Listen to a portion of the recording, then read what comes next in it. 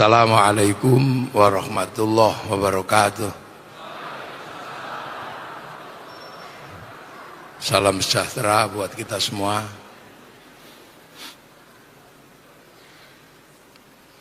Yang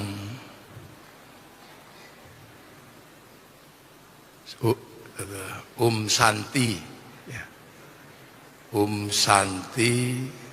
Santi Sampurasun. Bismillahirrahmanirrahim. Bismillah, alhamdulillah, wassalatu wassalamu ala rasulillah Sayyidina Muhammad ibn Abdillah wa ala alihi wa sahbihi wa mawalah. La hawla wa la quwata illa billah. Yang saya hormati Bapak Gubernur Jawa Barat Kang Deddy Mulyadi, yang saya hormati Pak Budi Waseso, dan yang saya hormati seluruh yang tadi sudah dihormati sama Pak Budi Waseso. Saya nggak hafal keseluruhan karena Pak Budi Waseso tadi menyampaikan pantun. Saya juga mau menyampaikan pantun, tapi pakai bahasa Jawa karena saya orang Jogja. Jadi manuk glatik cucuke abang, habis dilantik terus berjuang. Jangan sampai manuk glatik cucuke biru, bar dilantik terus turu. Ini alhamdulillah sebenarnya pelantikan pramuka, pelantikan Basnas, dan pelantikan DKM Al-Jabar. Ini semua terjadi tidak lain adalah karena kita ini manusia. Jadi karena kita ini manusia maka banyak sekali acaranya. Jadi penghuni bumi ini kan banyak. Nggak cuman manusia, tapi yang paling ribet itu cuman manusia. Jadi jangan dikira penghuni bumi itu cuman manusia. Ada jin, ada malaikat, ada yang tumbuh, ada yang bertelur, ada yang beranak. Tapi yang paling ribet itu manusia. Sapi itu nggak terlalu ribet, kambing juga nggak terlalu ribet, tapi yang paling ribet itu adalah manusia. Karena apa? Karena manusia ini panitia di bumi ini. Jadi panitia bumi itu ya manusia ini, yang dipasrahi oleh Allah untuk jadi panitia. Inni ja'ilun fil ardi khalifah. Aku ciptakan manusia ini untuk jadi pemimpin. Kalau dalam bahasa sekarang mungkin ya panitia lah. Nah, karena manusia ini jadi panitia, makanya manusia ini yang paling ribet. Semua diurus. Sapi diurus, bahkan ada yang ngurus kutu, ada yang ngurus. Ada yang manusia seumur-umur cuman ngurus burung kenari, ada. Ada manusia yang seumur-umur cuman ngurus batu, ada. Ada yang seumur-umur cuman ngurus kodok, ada. Jadi makanya di seluruh dunia ini ada yang ngurus, dan semua yang ngurus manusia. Ada yang ngurus hutan, ada yang ngurus gunung. Makanya jangan heran kalau kemudian di dunia ini semuanya ada yang ngurus, karena manusia itu memang tugasnya ngurus. Dan kadang kita nggak bayangin. Makanya ada profesor ahli lumut, ada yang profesor khusus ahli kurap, ada profesor yang khusus. Nggih, monggo Kang Deddy mau zoom gitu. Jadi makanya di dunia ini semua ada yang ngurus. Dan manusia ini paling dinamis. Di dunia ini yang paling dinamis adalah manusia. Kita bisa melihat betapa manusia ini sangat dinamis. Di zaman Nabi Adam, ketika manusia baru belajar menghuni bumi, ngubur orang aja nggak bisa. Diceritakan Qabil setelah membunuh Habil, cara ngubur orang aja belum bisa. Setelah orang mati itu mau diapain, itu belum bisa. Sekarang belum lahir sudah bisa dibunuh. Manusia itu dinamis. Zaman Nabi Nuh, zaman Nabi Idris, manusia baru belajar pakai baju. Makanya Nabi Idris dikenal sebagai penjahit karena baru belajar pakai baju. Zaman Nabi Nuh ada banjir besar, sebagian besar mati. Karena apa? Kapal baru satu. Pengalaman itu membuat manusia belajar bikin kapal. Makanya sekarang pabrik kapal di mana-mana. Maka seandainya banjir besar itu terjadi dan air bisa dinaiki kapal, mungkin manusia nggak punah karena pabrik kapal banyak. Manusia dinamis. Makanya seandainya dunia ini dulu diserahkan kepada malaikat, mungkin dunia ini sepi.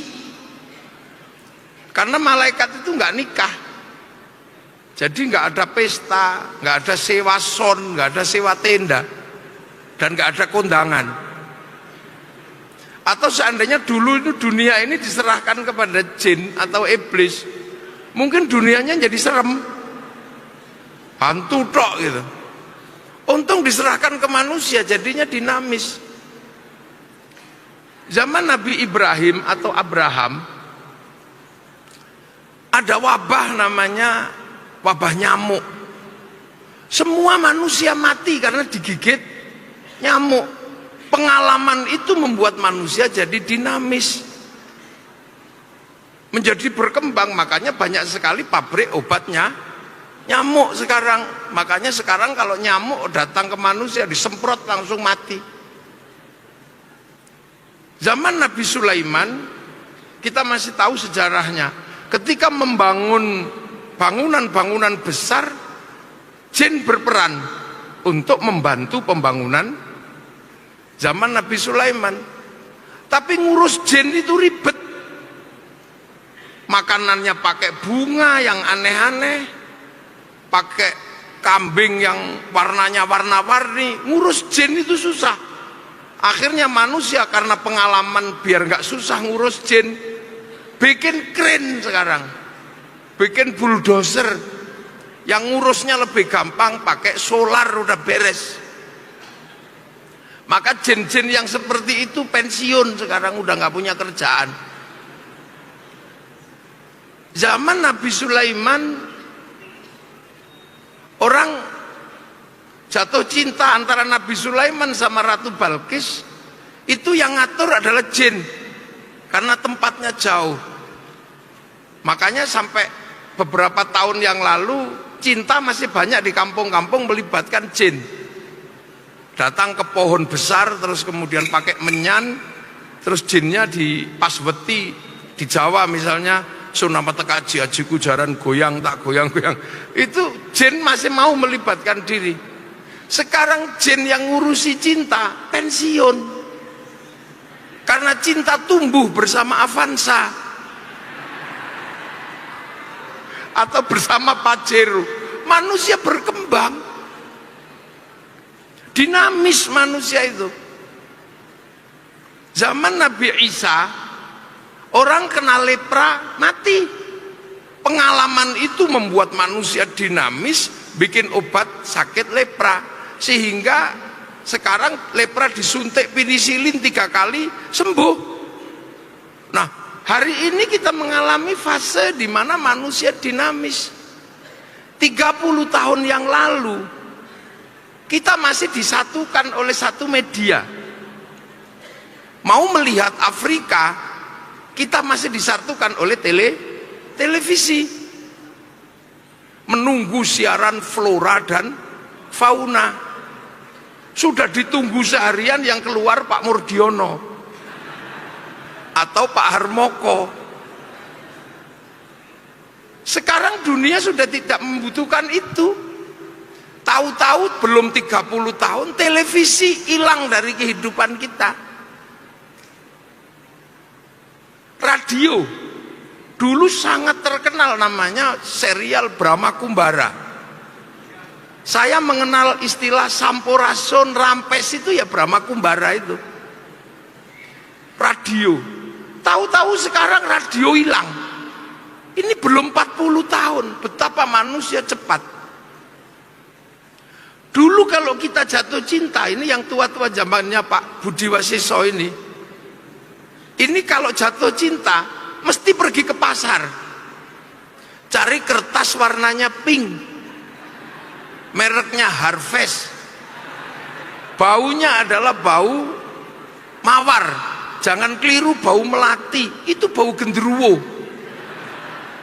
Terus mulai menulis, untukmu kekasihku, semenjak aku ditugaskan keluar pulau, entah kenapa kerinduanku nggak bisa kutahan.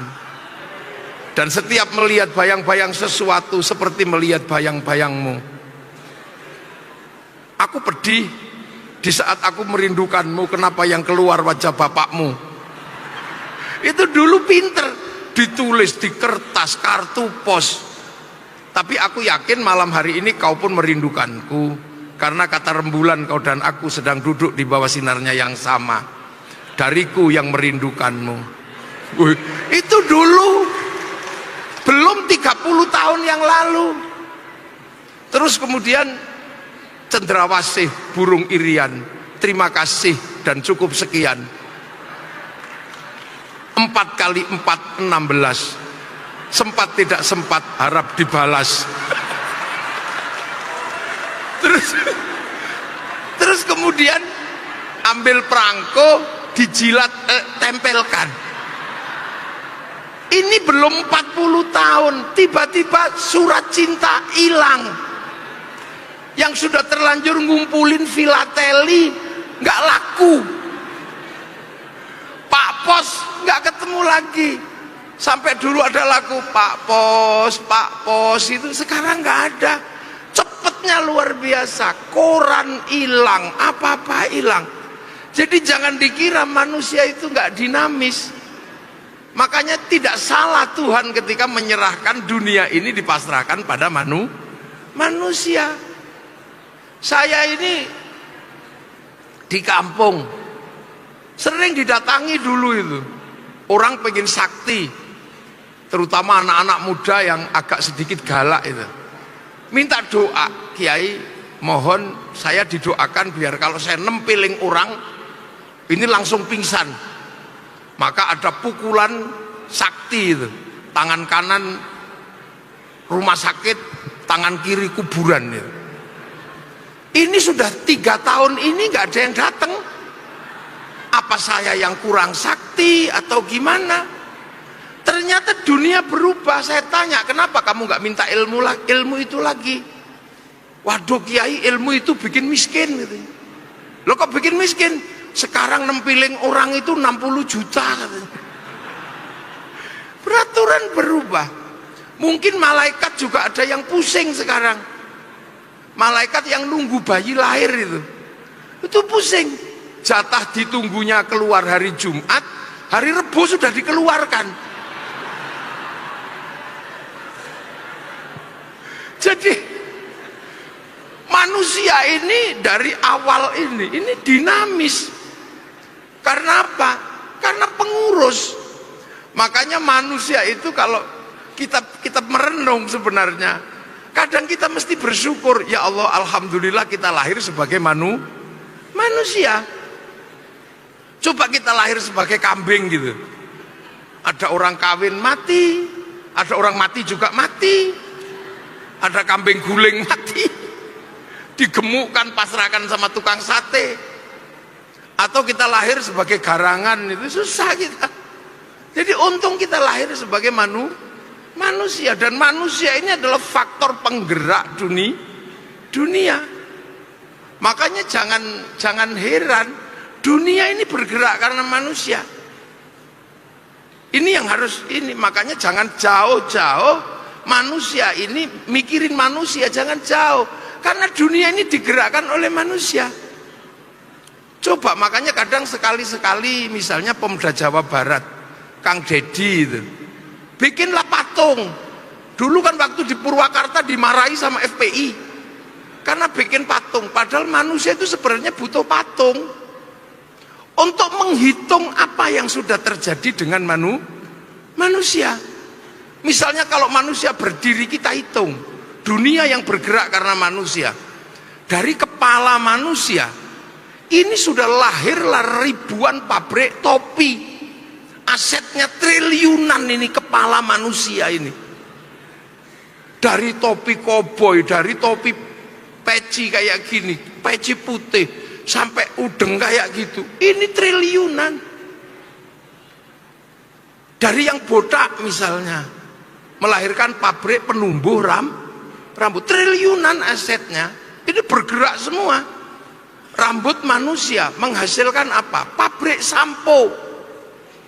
Itu dari merek yang beraneka macam, hidup semua orang karena industri sampo.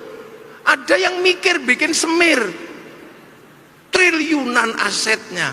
Yang bikin cukuran, triliunan, sampai barbershop, hidup semua karena rambut manusia. Ada yang cuman sederhana, mikirin kutu, bikin sisir kecil-kecil sama pabrik peditok. Yang orang kampung masih tahu lah, kalau Kang Dede Yusuf nggak tahu, jadi kecil hidup di kota, nggak pernah kutuan. Kalau saya agak hafal karena rambut saya terkadang ada kutunya. Ini hidup semua. Muka manusia ini menghidupi beberapa negara. Pabrik skincare itu hidup karena muka manusia. Perancis hidup itu karena ngurusi muka manusia. Turun ke sini triliunan asetnya alis manusia ini. Dari pensil alis, sulam alis, bawahnya ini pabrik Ishido. Turun ke bawah lagi pabrik maskara, idep kebiok-ngebiok itu. Ke bawah lagi pabrik kacamata, Softland, rumah sakit mata. Turun ke bawah lagi ini Blush On. Sering saya ditanya, kenapa Kiai hafal? Karena istri saya perempuan. Memang istri saya laki-laki, istri saya perempuan, dan tak kasih belanja. Makanya saya ngerti belanjaannya, wong saya kasih belanja. Nggak tahu kalau di Jawa Barat biasanya ada jak usah, dandan jangan terlalu bagus, yang sederhana. Apalagi itu melanggar sunnah, itu biasanya suaminya medit itu, suaminya pelit itu biasanya, pakai alasan agama biasanya, alasan pelit itu. Ini triliunan asetnya. Coba ini manusia, kita coba berpikir, dan kita nggak pernah berpikir itu, yang berpikir orang lain. Amerika, Cina, Perancis, yang berpikir itu mereka. Kita nggak pernah mikirin. Hidung ini ada di bawahnya kumis, ini menghasilkan cukuran kumis, mereknya berapa itu, triliunan asetnya. Bibir manusia menghasilkan pabrik lipstik, triliunan. Dalamnya menghasilkan sikat gigi, odol, kalau giginya monyong dikit behel, dokter gigi, kumur-kumur, ini triliunan bergerak semua. Ini belum ke bawah, dasi, hasduk, kalung, liontin, ini belum bajunya dan dalemannya, triliunan ini asetnya. Belum ke tangan, ada pabrik cincin, ada pabrik gelang, manikur pedikur. Saya dengarnya begitu kalau nggak salah ya Bu ya, manikur sama pedikur itu. Terus ada jam tangan, bahkan ada jam tangan 11 miliar, yang itu punyanya Pak Sahroni itu. Ini triliunan aset ini. Belum lagi ke bawah pusar ini. Ini aset paling gede itu di bawah pusar ini juga. Loh, pikirannya jangan jauh-jauh.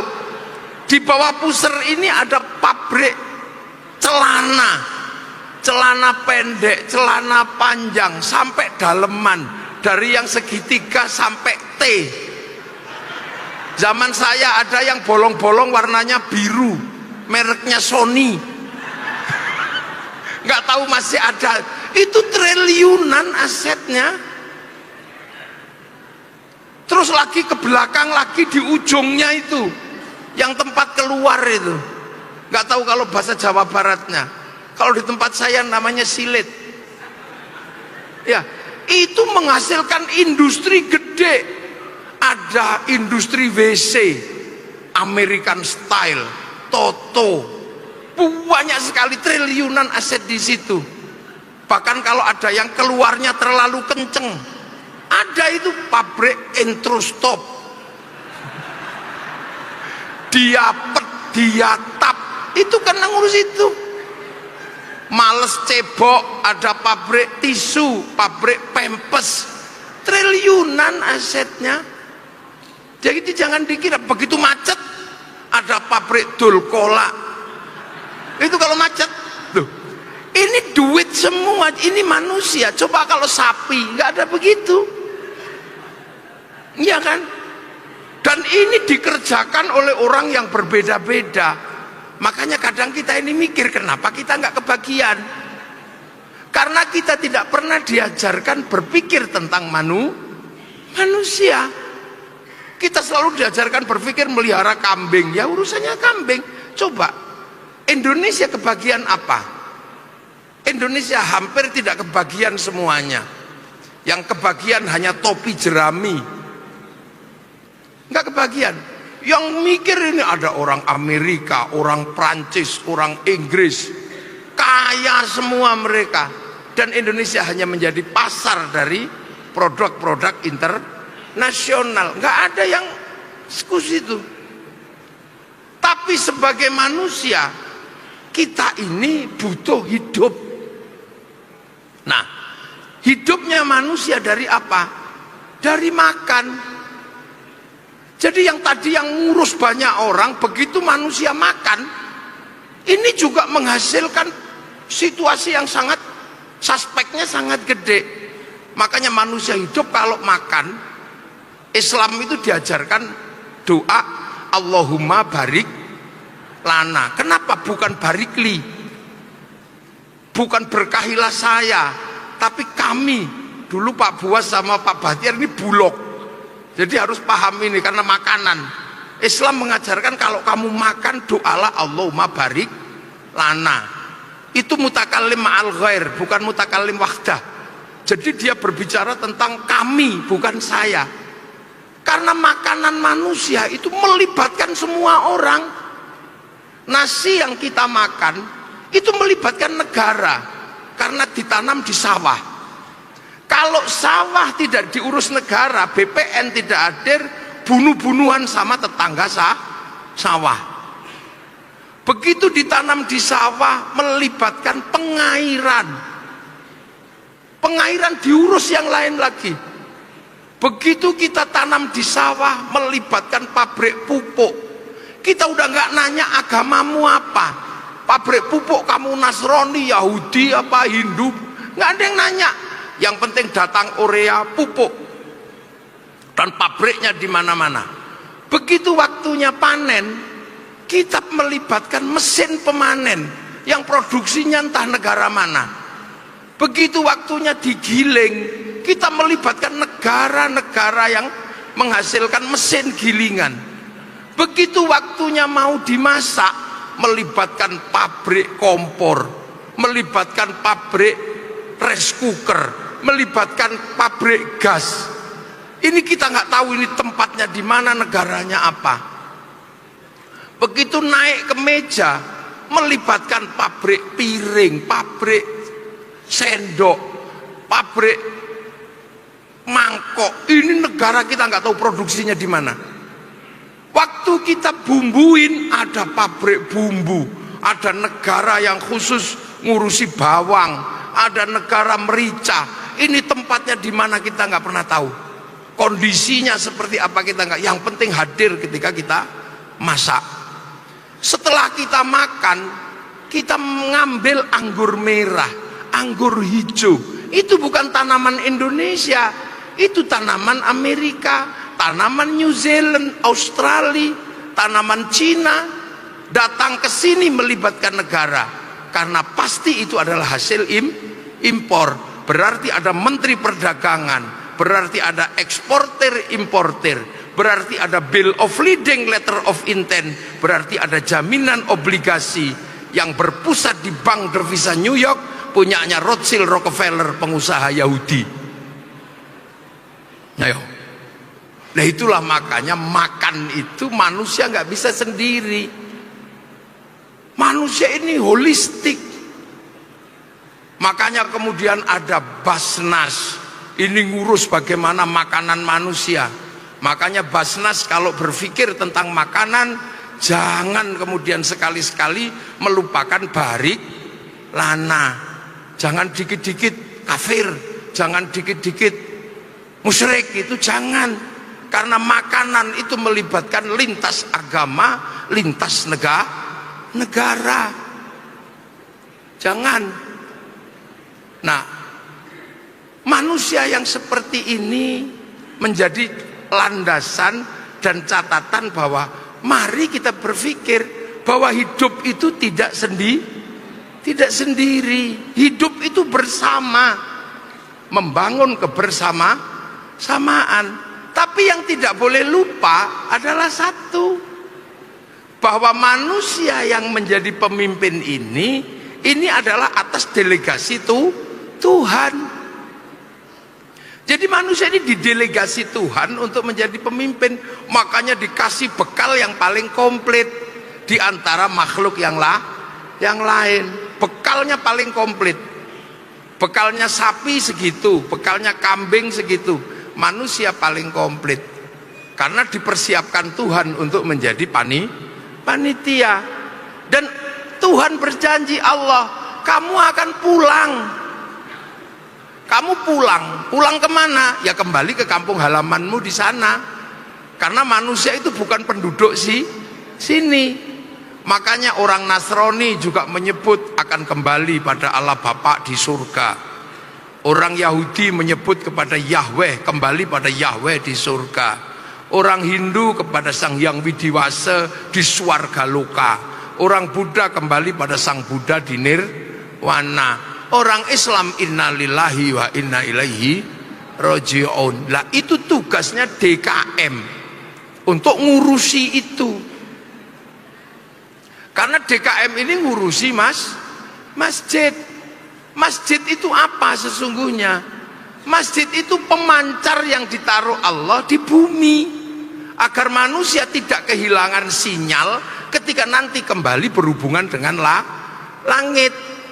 Karena di langit ini ada sinyal besar, ada cloud besar, di mana manusia ketika diturunkan di sini, di langit ketujuh sana, dicatat dulu di cloud langit.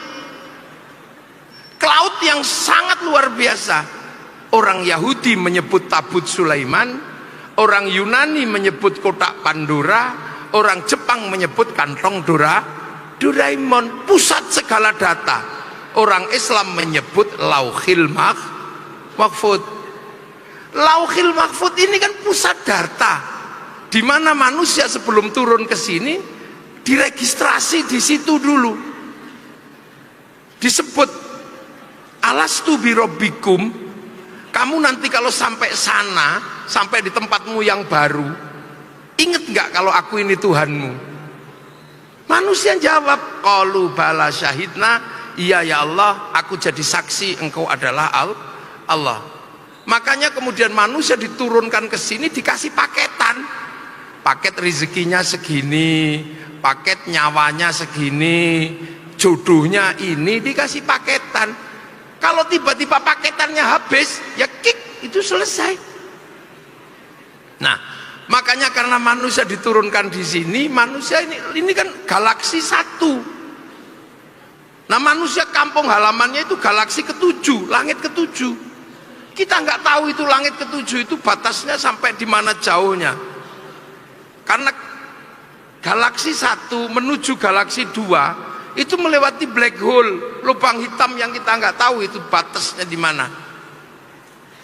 Lubang hitam itu nggak tahu. Makanya agar manusia tidak kehilangan sinyal dari sana, maka Allah bikin sinyal di bumi, pemancar di bumi. Pemancar itu yang disebut inna awwala baiti wudi'a lin-nasi lalladzi bi Bakkah mubarakah. Aku bangunkan sebuah rumah pertama kali untuk ibadah, kata Allah. Itu ada di Makkah sana. Inilah yang kemudian sempat hilang sinyal ini, pemancar ini. Makanya Nabi Ibrahim ketika jadi nabi, manusia menganggap bahwa dirinya Tuhan. Dia cari sinyal ini, pemancar ini. Pemancar inilah yang kemudian menghasilkan doa besar Nabi Ibrahim, Rabbana inni askantu min dzurriyyati biwadin ghairi dzi zar'in 'inda baitikal muharram Rabbana liyuqimus sholata faj'al afidatan minan nasi tahwi ilaihim warzuqhum minas tsamarati la'allahum yashkurun. Aku titipkan anak cucuku, kata Nabi Ibrahim, di tempatmu Tuhan, semoga kuat hatinya, mau sholat, dicintai orang dan mendapatkan rizki. Akhirnya karena Nabi Ibrahim menemukan sinyal itu, pemancar itu dibangun ulang itu Ka'bah itu. Dan bekas kaki Nabi Ibrahim menghasilkan pemancar baru yang disebut Maqam Ibrahim. Dan dari situ kemudian sinyal ini berkembang karena Nabi Ibrahim punya anak dua, satu Ishak, satu Ismail. Dari Ishak ini melahirkan Yakub, dari Yakub melahirkan Israel yang kemudian dikenal dengan nama Bani Israel yang bergerak ke barat, Yahudi dan Nasrani, membangun peradaban di barat. Dari Ismail melahirkan Nabi Muhammad. Nah kebetulan sampean ini garisnya Nabi Muhammad. Maka kemudian Islam, sinyal ini digeser ke beberapa negara. Maka di setiap negara muslim membangun sinyalnya masing-masing, bikin pemancar. Yang Jawa Barat bangun Al-Jabar, ini pemancar sini, tapi harus terhubung dengan pemancar yang ada di Makkah. Makanya sampean nggak boleh menghadap ke timur, harus ngadep ke barat sana, mustaqbilal kiblati, ngadep ke sana. Sinyalnya nggak boleh hilang. Makanya kita hanya diperintah fawalli wajhaka syatrul masjidil haram, arahkan wajahmu kepada Masjidil Haram, karena ini sambung sinyal dan nggak boleh hilang sinyal itu.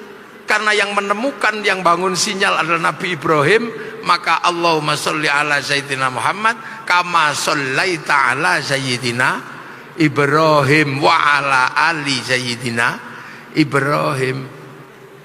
Nah, sinyal-sinyal ini tugasnya panjenengan yang selalu mengingatkan manusia ini akan pulang.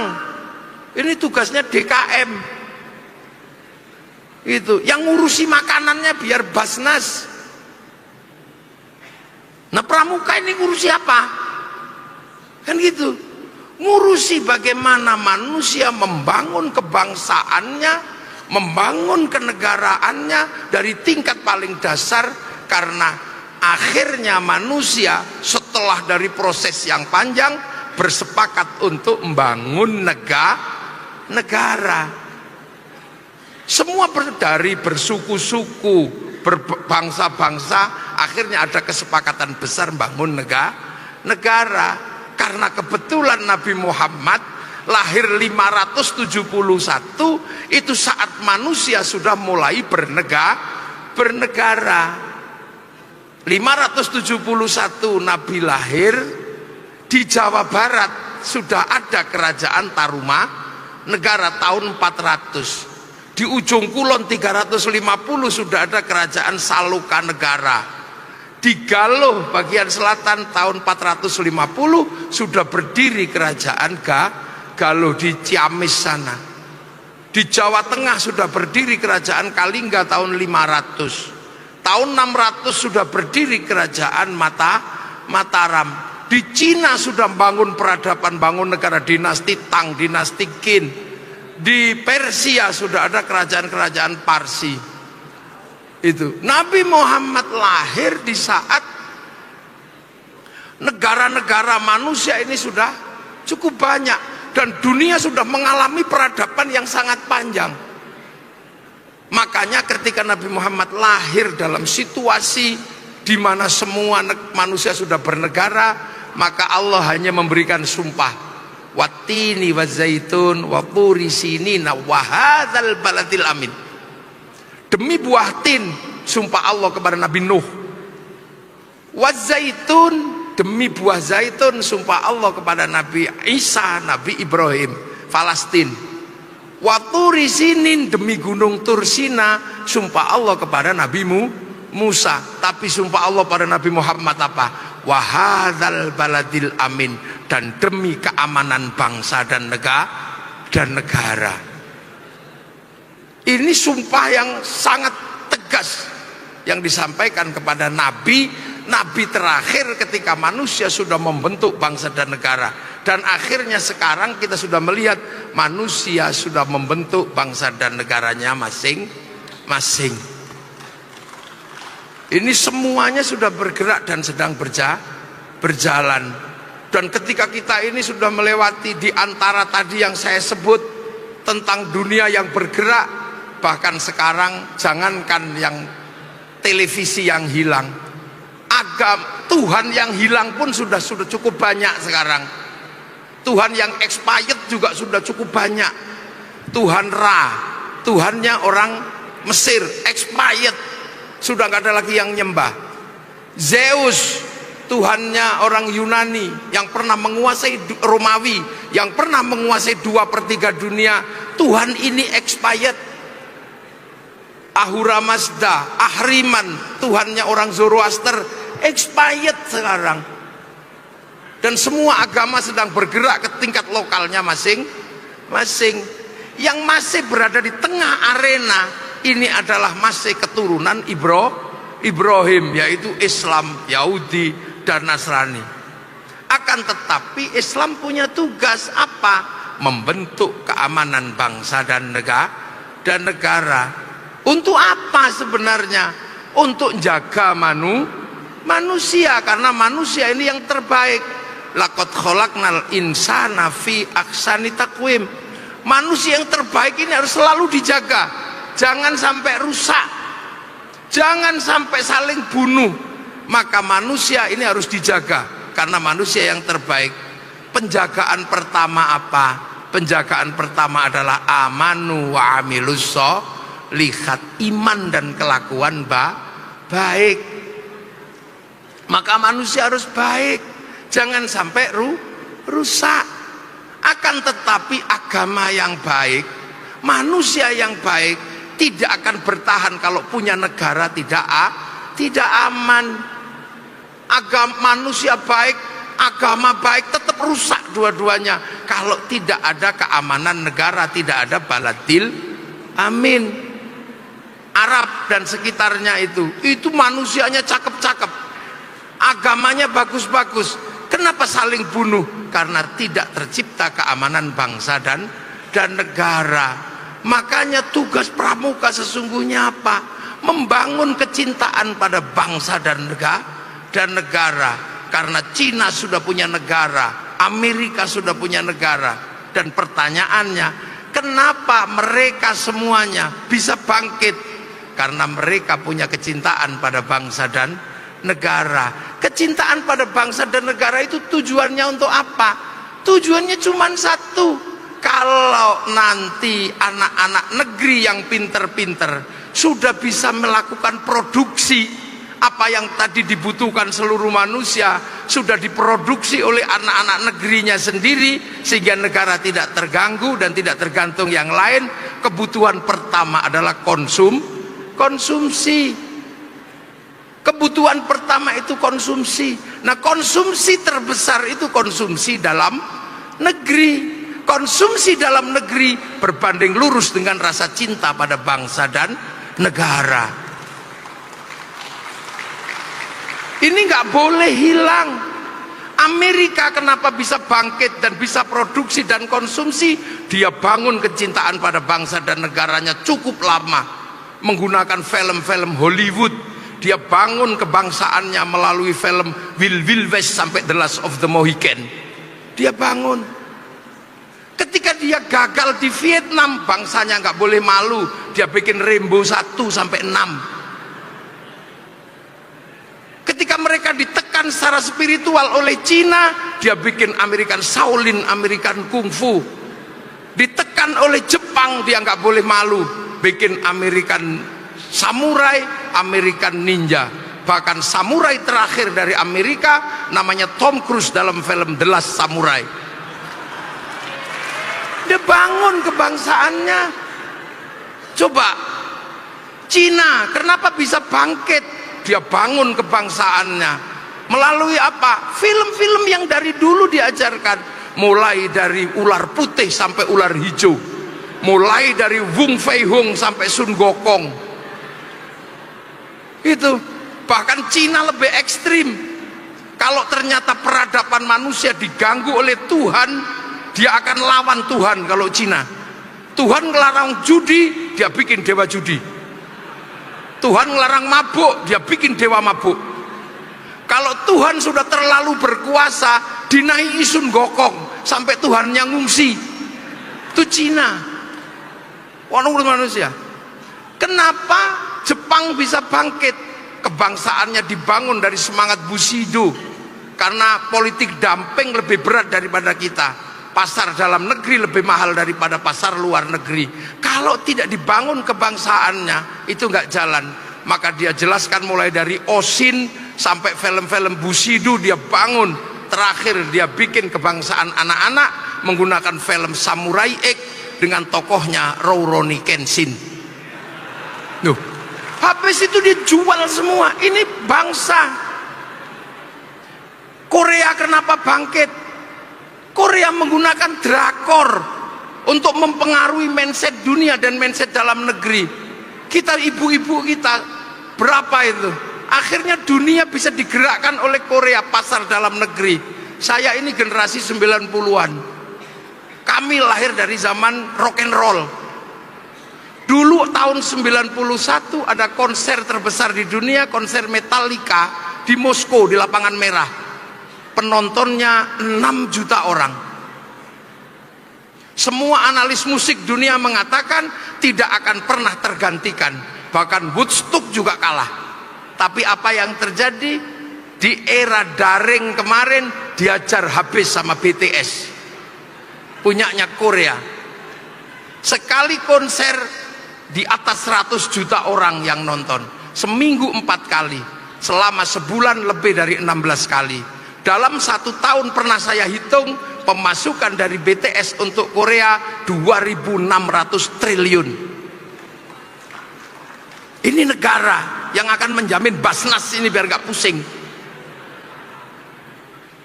Semua negara melakukan itu.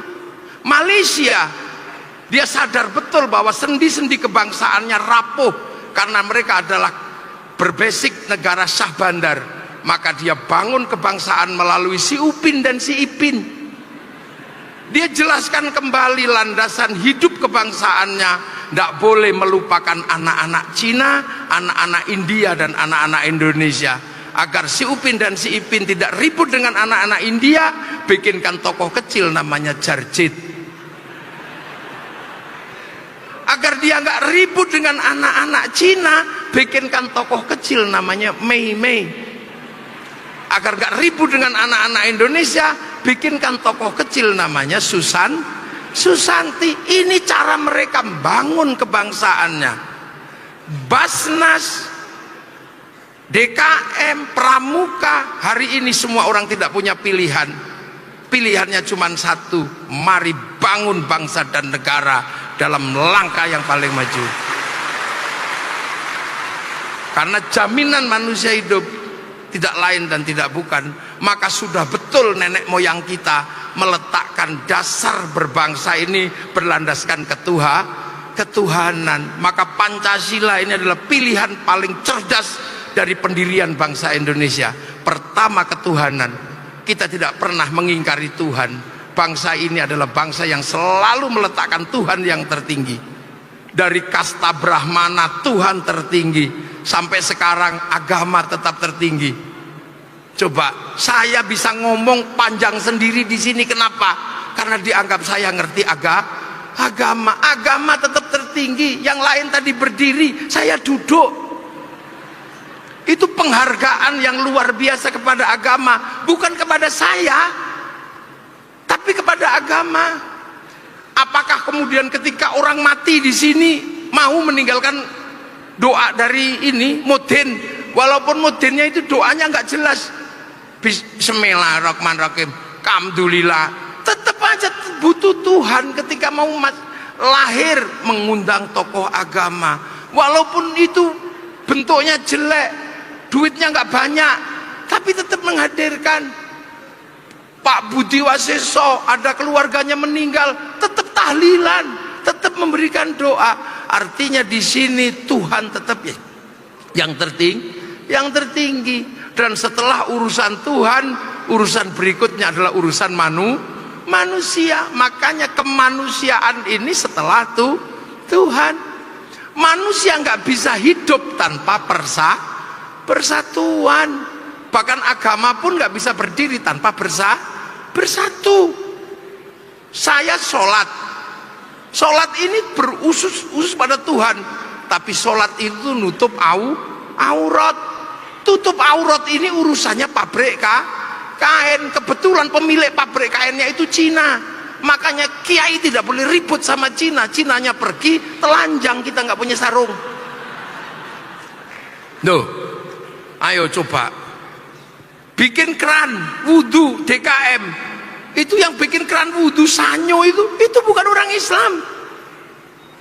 Pergi haji kita pakai bank, kalau nggak ada bank kita nggak bisa pergi haji. Maka jangan dikit-dikit mengharamkan bank. Kalau banknya haram kita nggak boleh pakai duit, karena duit itu produksi bank. Pergi haji yang ngurus Yahudi, karena pesawat Boeing Airbus saham terbesarnya adalah orang Yahudi Nasrani. Bunuh Yahudi semua, renang kita dari Pelabuhan Ratu. Ini agama pun nggak bisa berdiri sendiri. Makanya Rasulullah menyatakan mayuridillahu bihi khairan yufaqihu fiddin. Siapa yang dikehendaki menjadi baik oleh Allah, dikasih ngerti urusan agama. Khaironnya nakiroh, maknanya khairon kamilan, kebaikan yang sempurna. Baik yang sempurna bukan milik manusia, itu milik Allah. Ini pengajian ini, saya di sini baik apa enggak kira-kira? Kalau saya ini baik, maka kebaikan saya nggak akan pernah ada kalau nggak diundang sama Kang Dedi.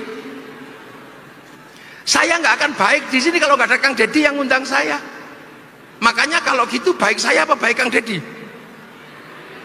Ya nggak bisa kalau baik Kang Dedi, saya nggak datang Kang Dedi juga jelek. Loh, ini baru dua udah ribut kita. Belum lagi kalau yang di sini ikut-ikutan, ya kami, ya sampean kelihatan baik, Kang Dedi kelihatan baik karena kami mau datang. Coba kalau nggak ada yang datang di sini, ini cekson. Ini baik nggak pernah berdiri sendiri. Maka orang baik jangan pernah merasa paling baik, karena baik itu bareng-bareng. Manusia butuh persatuan, tapi persatuan butuh sesuatu yang paling dasar. Apa? Kesetaraan, menghargai perbedaan suku, bangsa, agama. Makanya landasan persatuan yang dipilih adalah kerakyatan. Apa kerakyatan? Kerakyatan adalah perintah Nabi. Kalau kamu hidup berbeda suku, beda bangsa, agama, hiduplah yang rukun, saling bertanggung jawab. Kullukum ra'in wa kullukum mas'ulun an ra'iyyati. Kalian semua adalah para pemimpin yang hidup harus saling bertanggung jawab. Kalimat ra'iyah inilah yang dipilih oleh nenek moyang kita untuk menyatukan perbedaan suku, bangsa, agama, sehingga ra'iyah dipilih menjadi bagian dari landasan hidup bersama yang sekarang kita kenal dengan istilah rakyat. Jadi rakyat adalah hidup berbeda suku, bangsa, agama, saling tanggung jawab. Kita bukan people. Kalau people kita vox populi, vox dei, suara mayoritas, suara Tuhan. Begitu kita mayoritas, diktator mayoritas. Makanya khilafah dan ikhwanul muslimin gak cocok hidup di negeri ro'iyah Indonesia. Kita bukan komunis, komunis itu proletar. Begitu proletar ini kuat, diktator proletar. Lihat kita ro'iyah, rakyat setara. Yang tadinya Indonesia itu ada raja, hamba, kawulo, gusti. Ketika ikut ro'iyah semua setara. Yang tadinya kawulo di Jawa bisa pidato kulo. Yang tadinya hamba sahaya nggak punya hak apapun bisa berdiri pidato setara dengan saya. Yang orang Sunda tadinya abdi, nggak punya hak konstitusi, bahkan nggak punya kemerdekaan, bisa setara pidato abdi mah, apalagi aing mah. Makanya muncul bapak aing gitu. Loh, coba kalau kita masih mengikuti itu, Kang Deddy nggak bisa jadi gubernur. Turunan siapa, anak siapa, ini bebas. Indonesia setara semua. Mau jadi bupati tinggal daftar, keturunan siapa nggak peduli, yang penting daftar. Mau jadi DPR daftar, mau jadi gubernur daftar. Cari teman sebanyak-banyaknya, syukur-syukur kalau dapat teman beli. Kalau punya duit, kalau enggak ya cari teman sebanyak-banyaknya. Makanya luar biasa ada fenomena di mana ada seorang pemimpin yang tumbuh bersama rakyat, dan itu dimiliki oleh Jawa Barat, namanya Kang Deddy Mulyadi. Ini fenomena baru ini. Makanya saya tetap hormat sama Kang Deddy. Tapi ya karena ini jadi kurus. Dulu saya pertama kali ketemu tahun sekitar 2000 sebelum Covid ya Kang ya. Itu masih gemuk. Ya, dan mungkin juga karena masih banyak berpikir tentang siapa pendampingnya, kan mungkin juga. Ya, karena rindu itu berat. Kita tahu. Ya kan, ujian manusia turun ke bumi pertama kali kan ujian rindu. Nabi Adam dan Siti Hawa dipisah 300 tahun itu dalam keadaan rindu. Jadi penyakit paling berat di dunia itu penyakit rindu. Ya, sakit gigi disuntik sembuh. Sakit udun disentuh, tapi kalau rindu berat itu, makan nggak enak, tidur nggak enak, juga nggak keluar, itu rindu. Saya doakan Kang Deddy secepatnya menemukan pelabuhan rindunya. Nah, itu kerakyatan. Tapi ingat, orang tidak akan bisa menghargai orang lain. Orang tidak akan menerima perbedaan kalau hatinya tidak jernih. Butuh hati yang jernih, hati yang bersih, penuh nilai ketuhanan. Hati yang jernih, penuh nilai ketuhanan, yang bersih adalah hati yang penuh hikmah. Makanya kerakyatan hanya bisa dipimpin oleh hikmah. Hikmah itu apa? Kejernihan batin atas nilai-nilai ketuhanan. Orang yang hatinya jernih, yang hatinya bersih, dia akan bijaksana, maka kebijaksanaan. Kalau hatinya nggak jernih, hatinya sektoral, dia akan bijak sini, bukan bijaksana. Nggak bisa ke sana ke sini terus. Cuman dirinya dan keluarga dan kelompoknya yang diurus, nggak bisa. Kerakyatan hanya bisa dipimpin oleh hikmah. Hati yang jernih akan menghasilkan kebijaksanaan. Dan orang yang bijaksana mau diajak musyawarah. Karena menganggap orang lain sederajat. Tapi kalau hatinya jelek, kotor, dia selalu menganggap dirinya benar, nggak akan bisa mau diajak musyawarah. Dia akan merasa benarnya sendiri. Dan orang seperti itu tidak akan pernah bisa hidup dalam konsep perwakilan. Maunya mewakili, nggak mau diwakili. Diberhentikan jadi ketua RT, bikin RT baru. Ini makanya konsep ini lugasnya luar biasa. Baru akan tercipta keadilan. Mahwa adlun wad'u syai'in fi mahallihi, meletakkan sesuatu pada tempatnya.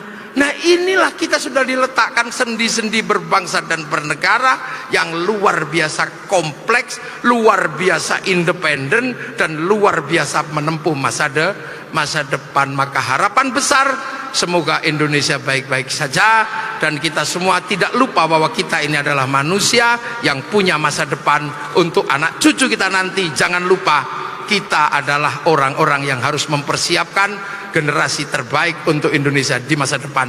Matur nuwun. Assalamualaikum warahmatullahi wabarakatuh.